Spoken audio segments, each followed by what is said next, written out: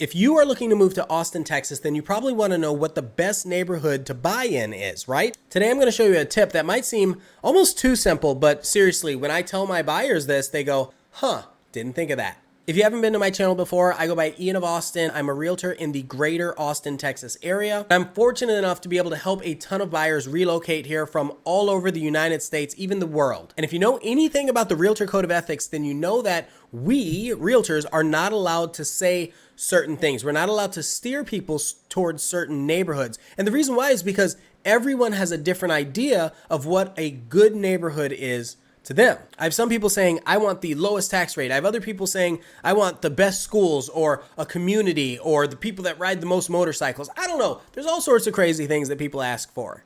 At the end of the day, the decision comes down to yourself and or your family and what makes you comfortable. There are actually some intrinsic attributes that I don't think people pay attention to. For example, if you have an HOA or if you're in an HOA, they might make sure all your neighbor's grass is cut because otherwise they're going to get fined. You might like that. You might appreciate that. How about if you're in a neighborhood where people have their RVs, their recreational vehicles in their driveways? Some places won't allow that to happen. Some neighborhoods won't allow signs in the yards. Some neighborhoods have sidewalks. Some neighborhoods don't. Some neighborhoods have noise ordinances. There's just so much variety out there. And then a lot of people ask about like crime. What's the crime like in the area? And I'm like, I can't tell you what the crime looks like, but it's public information. There's a website right here that you can go to and you can visit and you can see that. And what I can say is the neighborhoods that I tend to prefer, I could see a woman at 9 o'clock at night walking a dog by herself, no care in the world, and she feels safe while doing it. To me,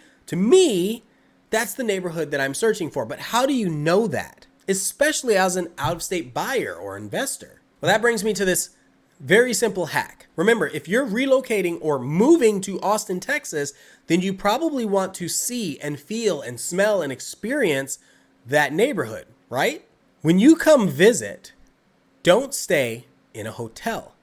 Stay in an Airbnb or VRBO or some kind of short-term rental, if allowed, in that neighborhood. I know, so simple, super simple, but hear me out. If you stay in the neighborhood, you get to see things like, are kids playing in the neighborhood? Do you hear gunshots going off? Are school buses going up and down the street during the day? Because you can look at things like this on Google Maps, but that's not in motion, and generally that's a few years old. And most of the time, if the opportunity permits, I'll go out there and I'll do a video walkthrough for my clients. But at the end of the day, most of them, not all of them, most of them end up wanting to come and stay and spend some time here. And when they do, if we have this discussion, I say, listen, it makes so much more sense for you to stay in that neighborhood or even a couple neighborhoods if you're going to spend a week here in the Austin, Texas area. Hopefully that makes some sense and helps you in some way. And if so, then I know I earned a subscribe from you.